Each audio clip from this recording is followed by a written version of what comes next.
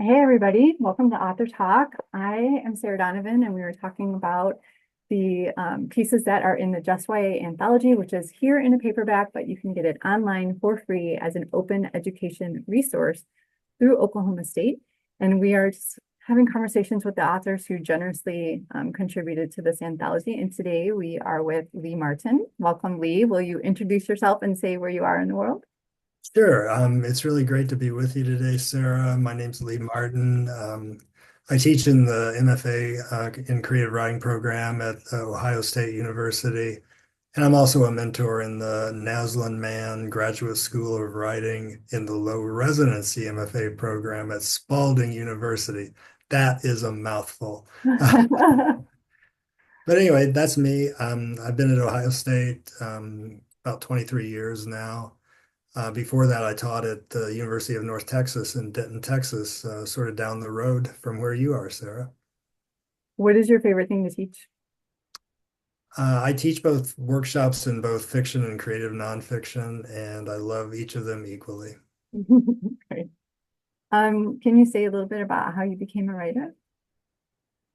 Um, yeah, well, I took a couple of creative writing classes as an undergraduate at Eastern Illinois University.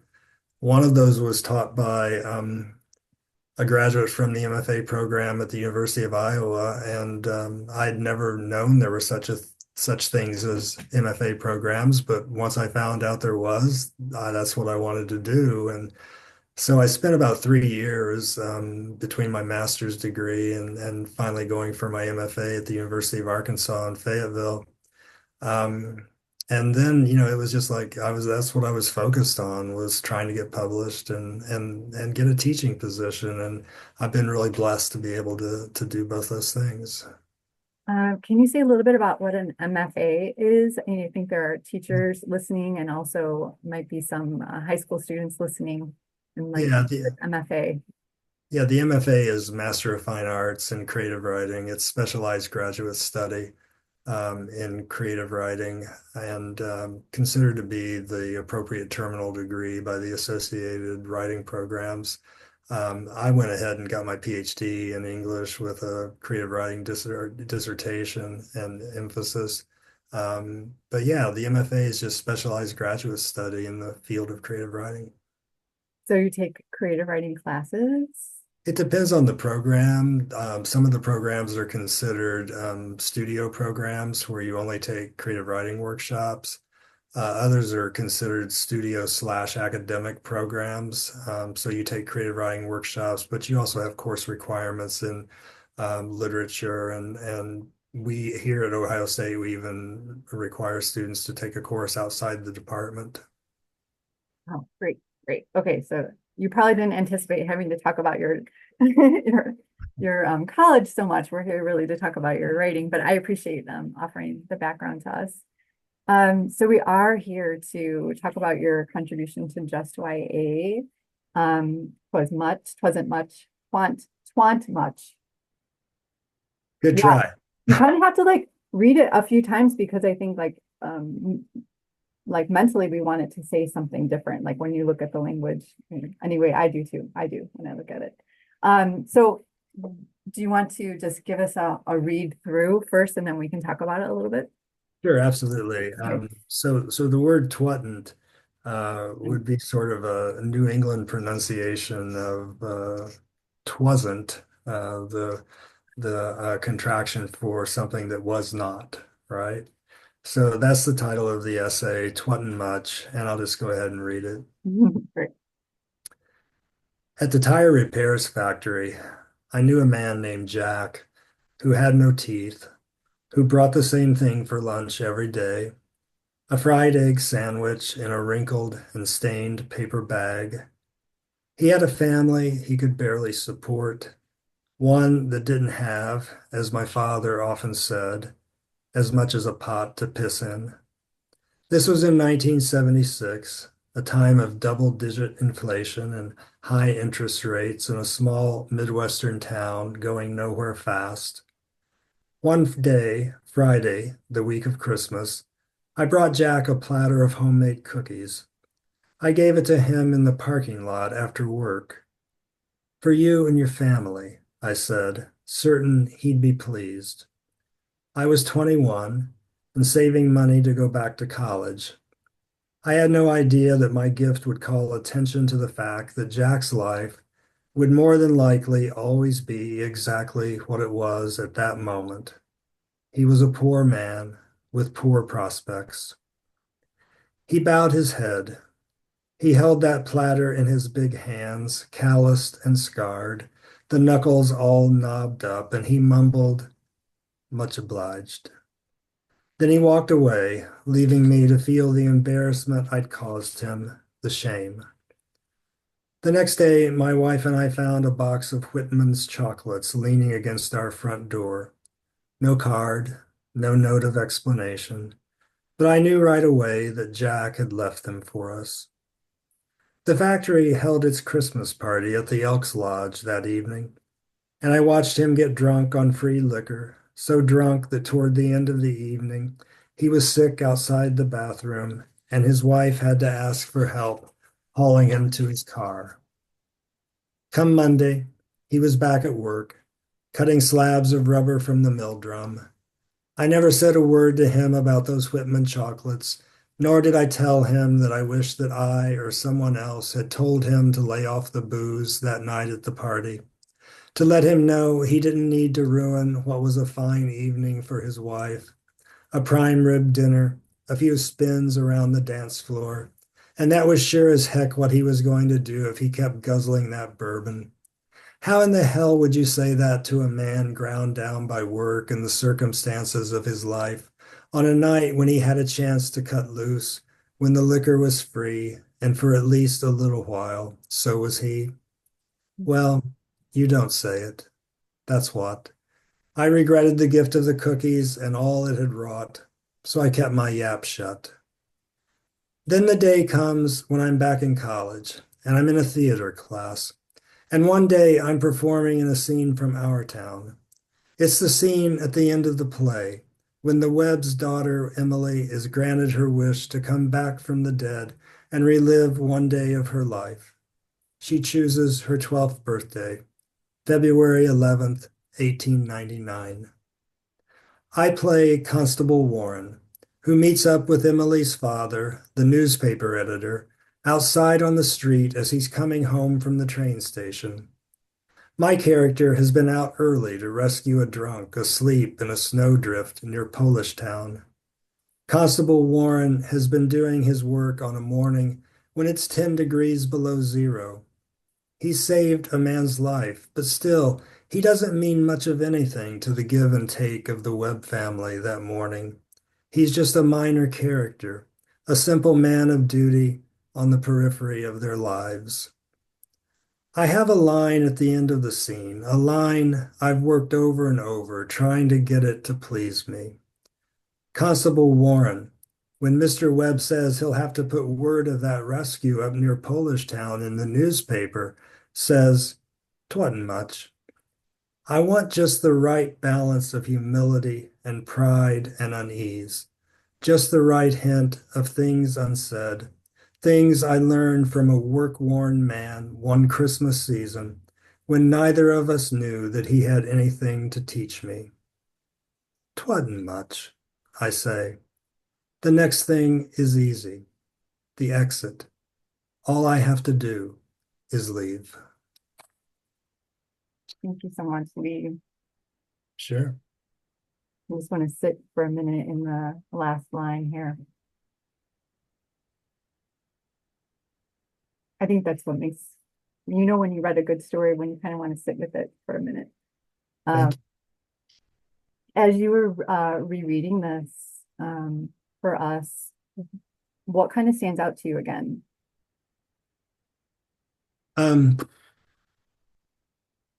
Sort of the initiation moment, being 21 years of age and thinking I was doing something really kind for someone, and then seeing how that moment was much more complicated than I could appreciate at the time.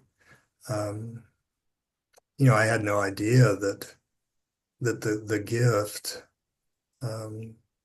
would serve to point out how Jack's life was probably never going to be anything than what it was at that moment. It was the thing I learned most from working in the factories after I left college for a little while. I always knew I was gonna go back to school. I knew I was gonna exit, I was gonna leave, and I knew these people weren't going to be able to do that. And so that's what really stands out for me as I reread this, that feeling of that. Yeah, I think it's what as a teacher of yeah, of young writers, and I know that you work with writers in graduate school. Um, um, Closing the end of a short piece is really challenging. To have it, hold the meaning of the whole piece, or leave the reader with some sense of what to carry with them. Um, and as you are talking about this, the exit part, and knowing that you could exit, or you would be exiting the community and going to school, and that you had an exit, and maybe for um, this this person, the exit was that party was letting loose, being free just for that night, right? Like the liquor was free, and for a little while, so was he, with the question mark, like, what do we mean by free? Like how free can you be? But how do we define free? All these different layers of interpreting, which make it really, again, like I said, just a beautiful piece. When we read it, we knew that we wanted to include it in the anthology for youth. Was this, can you talk to us a little bit about writing this, composing this? Was it something that came quite easy and quickly for you, or something you sort of labored over for a while? I think it's really hard to write these pieces of flash, creative nonfiction, because as you're pointing out, the end is so important. Um, and I didn't have any idea that I was going to come to this end. The first thing I was going to do in writing this was just tell the story of Jack and the gift that I gave, and the kind of ironic consequence of that gift. Um, and then I made that leap to the memory of being in this scene from our town, which at the time seemed really insignificant. But when I put it together with the story of Jack, it spoke to me. It had a resonance to it. And it was that exit, that last line, uh, the privilege I had to be able to leave the factory and go back to school. Um, that's what rose up at the end of the essay, and I didn't know that was going to happen. It only happened because I put these two pieces together.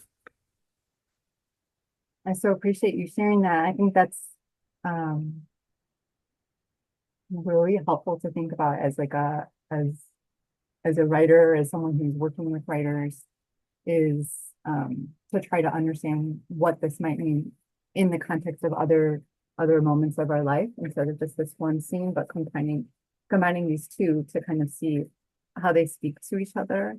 And this idea of a play, and being able to perform a play, and then to step out of the play, and thinking about our lives as even these different performances, or these different scenes, also kind of speaks to me as I'm reading the scene of the Christmas party, and then reading the scene from our town. Like, those are, sometimes we portray those scenes in our life as maybe more, well, we have to portray them the way that we see them, not necessarily um, from the perspective of the person we're characterizing. Like, you know, I wonder how it might be narrated differently from a different perspective. But just like so many different ways of looking at this, or giving you a lot to think about.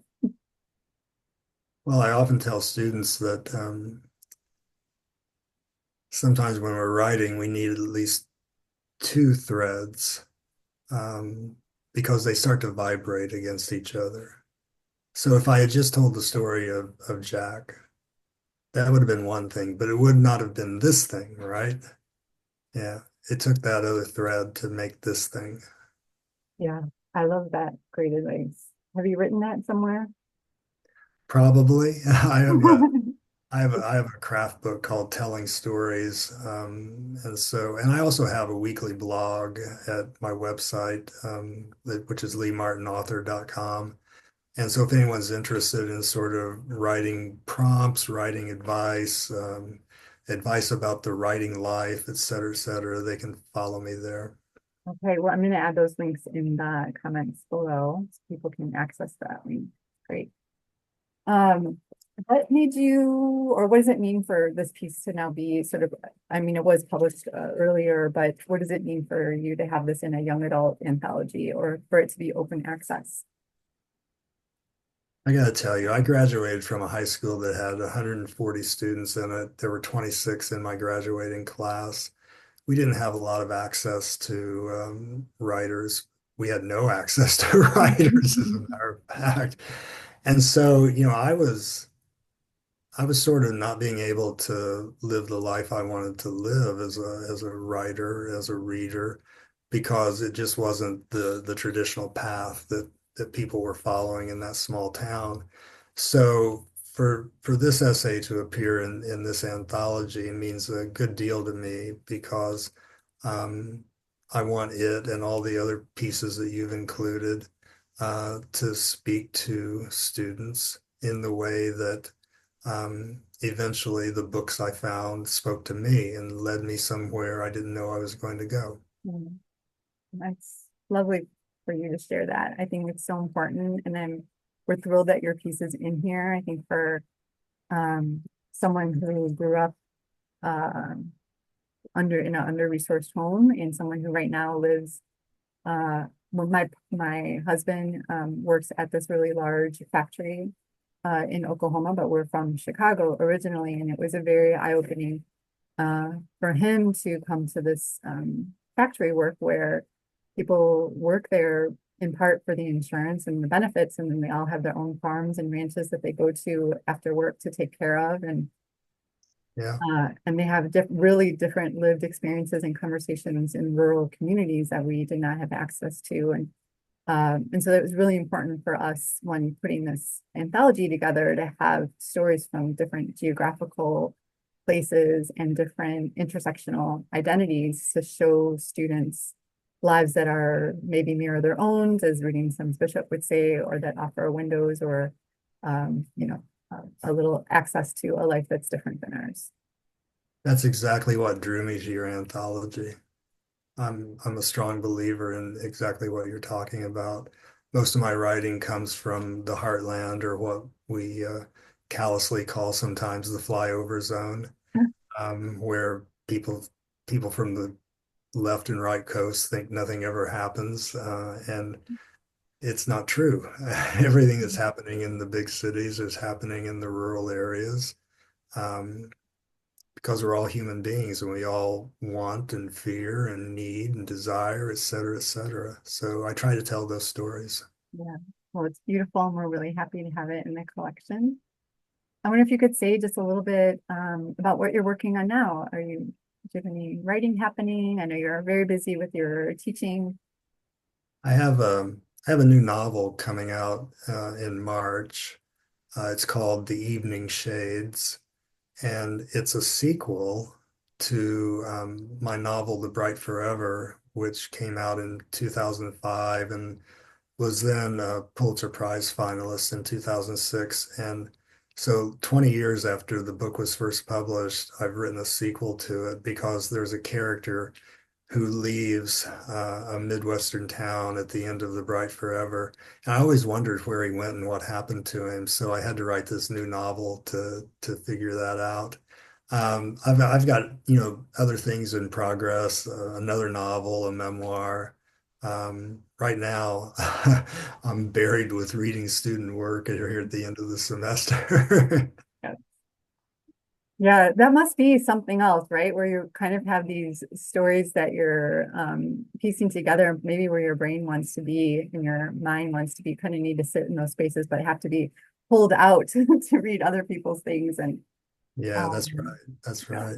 yeah, that's great. Well, congratulations on the book. I'm so excited for it, and again, I'm going to link your information in the comments so we can continue to follow you and just really grateful to have you. Is there anything else you'd like to say to teachers or students as we close? I've got a piece of writing advice that I pass on to every workshop I teach. It comes from Isak Dinesen, the author of Out of Africa. She said, I write a little every day without hope, without despair. And I think it's the absolute best writing advice. And I think it's pretty good teaching advice too. I teach a lot every day without hope, without despair. The reason I like that quote so much is it puts the emphasis upon the process rather than the result. And I'm a firm believer that if you stay true to what you really love, whether it's writing or whether it's teaching, that journey will always take you where you're meant to be. That's beautiful. And we're going to close on